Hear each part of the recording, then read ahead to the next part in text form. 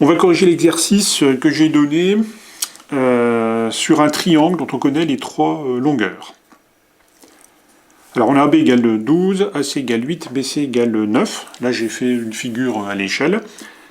Et ce qu'on veut trouver, c'est l'angle ABC, c'est-à-dire cet angle-là, en degrés.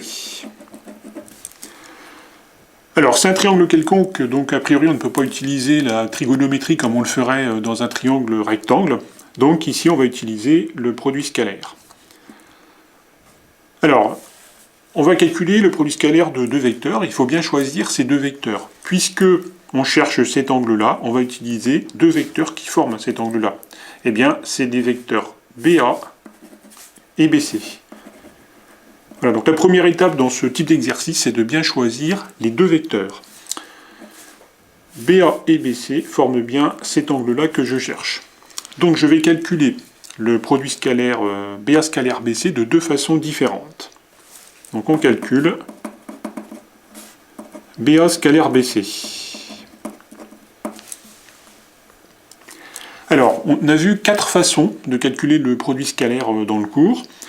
La première façon, c'est la définition avec le cosinus. La deuxième façon, c'est avec la projection. On projette un des deux vecteurs sur l'autre. La troisième façon, c'est avec les coordonnées en repère orthonormé. Et la quatrième façon, c'est avec la formule des normes. Alors, on peut éliminer déjà les coordonnées puisque on n'a aucune coordonnée dans l'énoncé. Donc on élimine cette formule-là. On peut éliminer aussi la projection parce que si je projette le point C sur AB, je ne sais pas trop où je tombe. Si je projette le point A sur BC, je ne sais pas où je tombe. Et si je projette B sur AC, c'est pareil.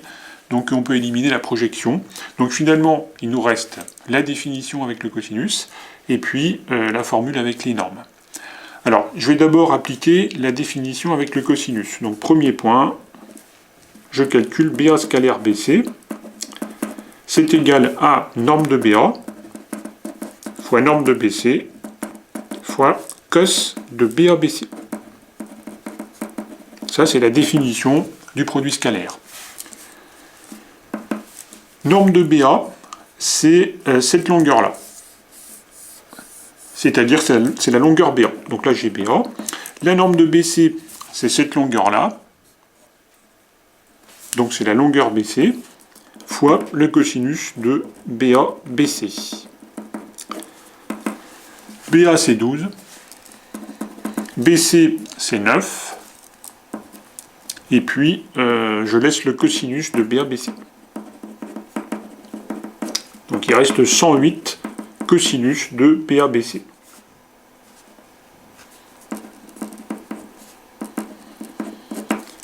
Deuxième point, je vais utiliser une autre méthode pour calculer le produit scalaire. On a éliminé les coordonnées, on a éliminé la projection, il reste la formule des normes. Alors BA scalaire BC, c'est égal à 1 demi de norme de BA carré plus norme de BC carré moins norme de BA moins BC au carré. Alors il faut connaître ça par cœur, hein, c'est une des formules du produit scalaire. Alors je vais d'abord simplifier cette chose-là, je vais mettre une accolade en dessous. Alors BA moins BC, c'est aussi BA plus CB, hein, puisque moins le vecteur BC, c'est le vecteur CB. Bon, c'est aussi CB plus BA. J'intervertis ces deux vecteurs, puisque l'addition est commutative. Et puis CB plus BA, d'après la relation de Chasles, c'est CA. Donc finalement, BA scalaire BC, c'est égal à 1 demi de norme de BA carré, plus norme de BC carré, moins norme de CA carré. Alors c'est 1 demi de... Alors la norme du vecteur BA, c'est la longueur BA. Donc ça fait 12 au carré ici. Plus la norme du vecteur BC, c'est la longueur BC. Donc plus 9 au carré. Moins. Et puis la norme du vecteur CA, c'est la longueur CA. Donc ça fait moins CA carré, donc moins 8 au carré. On simplifie, ça fait 161 sur 2. Alors, j'ai calculé mon produit scalaire de deux façons différentes, donc je vais écrire que ceci est égal à ceci. Finalement, je peux écrire que 161 sur 2 est égal à 108 cosinus de BABC. Alors moi, ce que je cherche, c'est l'angle entre le vecteur BA et le vecteur BC, puisque je cherche cet angle-là. Donc je vais isoler le cosinus. Cosinus de BABC, c'est égal à 161 sur 2 fois 108, ça fait 161 sur 216.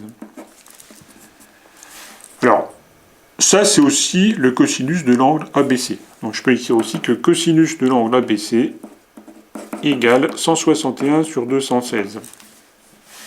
Et vu que je connais le cosinus de l'angle ABC, je vais utiliser la fonction arc cosinus. ABC, c'est égal à arc cosinus de 161 sur 216. Alors, attention, l'arc cosinus renvoie un angle entre 0 et pi. Et là, c'est bien ce qu'on cherche. L'angle qu'on cherche est bien entre 0 et pi, ça veut dire que la fonction arc cosinus va nous renvoyer directement l'angle qu'on cherche. C'est pas toujours le cas.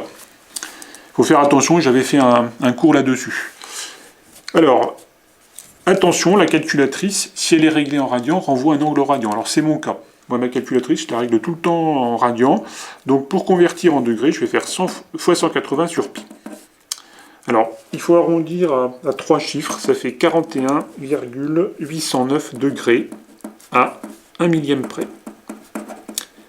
Si la calculatrice est réglée en degrés, c'est pas la peine de rajouter le fois 180 sur pi à la fin, parce qu'on a directement le résultat.